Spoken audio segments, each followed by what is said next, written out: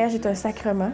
Et donc, un sacrement, des fois, on va dire que c'est un signe visible de l'amour de Dieu. Donc, quand les fiancés deviennent des époux par le sacrement du mariage, bien, ils deviennent signes dans le monde de l'amour de Dieu, par leur amour qu'ils se donnent l'un l'autre. Puis leur mission particulière, en fait, c'est de bâtir une communauté de vie et d'amour. Donc, au départ, ils sont deux. Puis, avec la grâce de Dieu, ils vont peut-être être 3, 4, 5, 6, on ne sait jamais. Tout dernièrement, là, en novembre, à la fin novembre, il y a eu un nouvel outil. Donc, le rituel du mariage qui est arrivé dans le Canada francophone.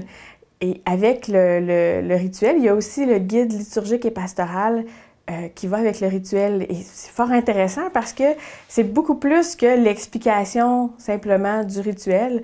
On y trouve une panoplie de choses pour la préparation au mariage. Donc, c'est un guide qui est intéressant autant pour par exemple, les prêtres, c'est sûr, les diacres qui vont célébrer, les agentes pastorales, mais si les époux veulent se préparer, les futurs époux, pardon, s'ils veulent se préparer effectivement au mariage, bien, c'est une lecture qui va être intéressante parce qu'on y voit aussi toute la théologie derrière, et puis tout l'aspect pastoral là, derrière le rituel. Pour dire à l'autre sa beauté et la richesse de son cœur. Alors, il y a des choses pas mal nouvelles dans le rituel du mariage, c'est-à-dire que c'est plus liturgique qu'avant. Par exemple, au début de la célébration, on avait juste une petite monition à faire. Bonjour et bienvenue, que tout le monde soit dans la fête. Puis ensuite, on passait tout de suite à une prière d'ouverture. Là, il y a au nom du Père et du Fils et du Saint-Esprit. Il y a que le Seigneur soit avec vous. Il y a, c'est tellement beau et grand, le mariage, qu'il a ajouté le gloire à Dieu. Mais il suggère de faire la profession de foi. Parce que c'est à partir de notre vie avec le Seigneur, individuellement, comme baptisé, qu'on reçoit l'autre comme un peu le don du Seigneur à nous. Ça, c'est très beau. Avant, il disait « Je me donne à toi pour t'aimer toute la vie dans les jours difficiles, comme etc. » Et il y a une formule qui est nouvelle, qui va beaucoup dans ce sens-là, c'est « Je te reçois comme épouse ». C'est comme si j'ai décidé de me donner à toi, puis quand on arrive au mariage, c'est « Je veux te recevoir, toi, comme épouse, comme époux ». Moi, la première chose qui m'a émerveillée en travaillant le rituel, c'était de constater à quel point on donnait une portée aux gestes que les époux accomplissent au moment de leur mariage, la portée qu'on lui donne non seulement le jour du mariage, mais pour toute leur vie durant. Et l'un par rapport à l'autre, mais également ensemble face à la société. Les nouveaux textes bibliques, on en a ajouté 5 par rapport à l'Ancien, et ces textes-là sont davantage centrés sur ce rapport que le baptisé, le croyant, la croyante est appelé à avoir avec le Christ.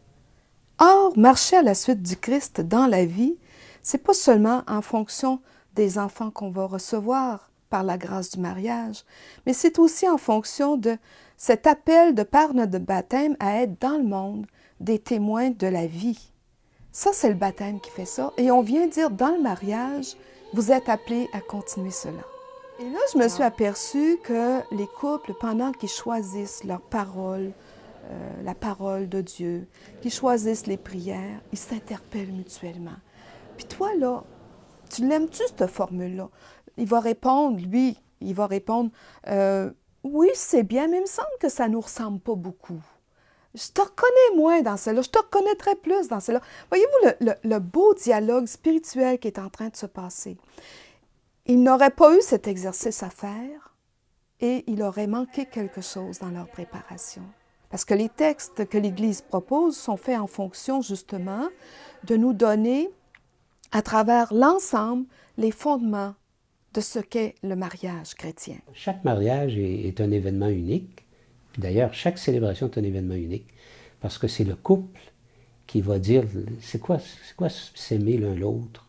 C'est ce qu'on va célébrer, qu'on va rendre célèbre, s'aimer l'un l'autre, et comment Dieu est un partenaire, comme une troisième personne qui s'ajoute aux 2 personnes qui s'engagent. La célébration du mariage se fait traditionnellement, et puis la majorité du temps, au cours d'une Eucharistie. Il y a un lien, ça fait très longtemps que l'Église propose que ce sacrement-là soit fait lors d'une Eucharistie parce que, en fait, en devenant sacrement, les époux vont se donner du même amour finalement que Dieu s'est donné sur la croix. Moi, ça a été ça mon émerveillement de constater que du lieu de la communauté, de l'assemblée, ce que l'on vit, c'est pas tant le rituel en tant que tel que l'expérience de foi qui est en train de se déployer, de se donner à voir à une assemblée, à une communauté en présence de Dieu.